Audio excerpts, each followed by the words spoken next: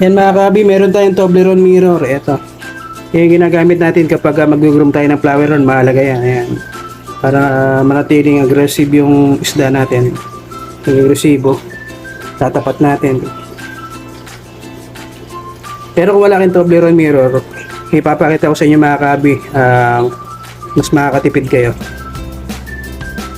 Yan mga kabi, meron tayong salamin ngayon. Ito, gamit natin. Wala kayong Toblerone mirror, ito pwede natin gamitin. No? Bali, nakuha ko lang to doon sa labas kanina. Pinapon na dahil basag na yung salamin. Tama-tama rin sa flower horn. Ito ang gagawin natin mga kaibigan. No? Babasahin niya lang yung salamin.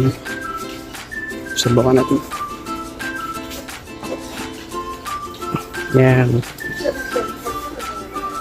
Yan, after natin mabasa, siyempre ito yung flower horn natin, i-groom. Lagay lang natin.